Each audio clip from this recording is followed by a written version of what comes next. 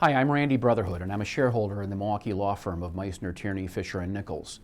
Among my areas of practice is helping business clients to establish and protect their valuable trademarks. I'll be discussing in a series of videos what businesses should know about trademarks, why protecting them is important, and how to protect them.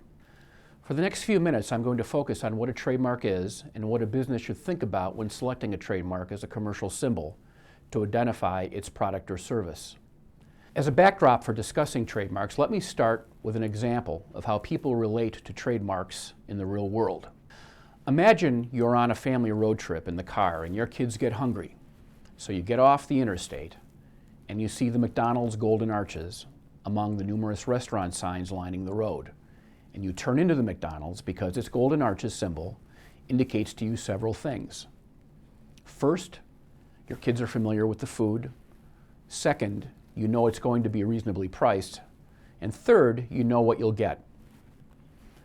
This positive association you have with the McDonald's Golden Arches has made you pick the known over the unknown, which might have been far better, but also could have been far worse and more expensive or slow. So you're turning your car into the McDonald's upon seeing the Golden Arches illustrates the power of trademarks. A trademark, in its most basic sense, helps consumers relate to a business's goods or services. If a business has high-quality goods or services, then customers will associate that business with positive feelings, so the next time they see that business's trademark, these positive attributes will come to mind. That, in a nutshell, is why trademarks exist and why businesses expend significant resources to establish and protect them. So against this backdrop, let's start with the basic question. What is a trademark in a legal sense? A trademark is any word, name, symbol, or any combination of these elements that is adopted for use in commerce by a business. First, to identify the business's products. Second, to distinguish those products from goods manufactured or sold by another business. And third, to indicate the source of the products denoted by the trademark. A number of things can function as a trademark. It can be a word, such as Pepsi for soda pop, a slogan, such as "Don't leave home without it" for credit cards, or a design, such as Nike's swoosh logo on athletic shoes. A trademark can also be the shape of a product container, a color, or even a sound. Think of the NBC chimes on TV at the beginning of a program. Lawyers classify trademarks on a scale which determines the extent of the legal protection they are afforded, with marks that are more distinctive being given a wider scope of protection than less distinctive ones made up of common words or descriptive words. The order of marks on this protective scale, starting with the most distinctive and protectable, is what the law calls a fanciful mark, then moving down the scale, an arbitrary mark, next, a suggestive mark, and lastly, at the other lowest protection end of the scale, a descriptive mark. It is always best to select a trademark that is fanciful, arbitrary, or at least suggestive. The more distinctive the mark, the better the chance of protecting and registering it. And we'll talk about federal trademark registration in a future video. A fanciful mark is one that is created solely for the purpose of functioning as a mark and it has no other meaning. A good example would be Exxon to denote gasoline. An arbitrary mark is one that consists of a common word or symbol, but arbitrarily applies it to the goods or services in question, such that the word or symbol does not describe or suggest the product, or would even be normally associated with the product. Think of Apple to refer to computers. A suggestive mark is one that suggests but does not actually describe qualities or functions of a particular product or service. A typical example of a suggestive mark is Greyhound for bus transportation services. Arbitrary, fanciful, and suggestive marks are considered to be inherently distinctive and are given a high degree of legal protection.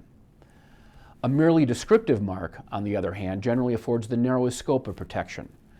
The descriptive mark immediately identifies or brings to mind the characteristics, qualities, functions, or other features of a product or service. Take, for example, a car repair business that selects the trademark "Best Mechanic." That term could be considered to describe the services denoted by the mark. It would not be protectable because you would not be able to prevent others from using the term "best mechanic." A trademark does not provide a monopoly on everyday language, and you cannot exclude others from using common words to appropriately and fairly describe what it actually is that the trademark owner is selling. A merely descriptive term is protectable only when it holds, or with continued use over time acquires, a secondary meaning or level of universal notoriety and distinctiveness. That is, when the consumer accepts and recognizes it as denoting only one source, and the term, because of extensive use in the marketplace, becomes synonymous with that particular product or service. Finally, I should say a word about generic trademarks. Generic words are, of course, nothing more than the common word for a type of thing. The term automobile refers to just that, an automobile, and as such, can't of itself function as a trademark for a car.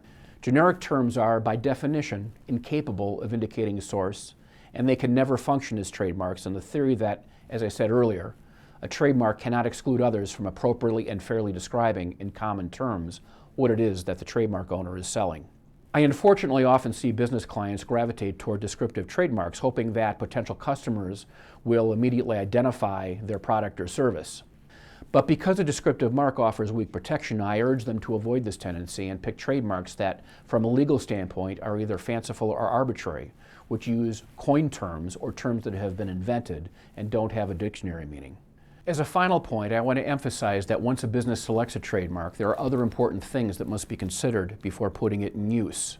First and foremost, it is critical to make sure that the selected trademark is not identical or confusingly similar to another trademark that may already be in use by someone else for the same or similar goods or services. This is a key point which merits its own discussion, which I'll be covering in a future video. In the meantime, our firm has extensive experience in handling trademark matters for businesses, from selection to registration to conducting infringement litigation. So please feel free to call us if you have any questions. Thanks very much for watching.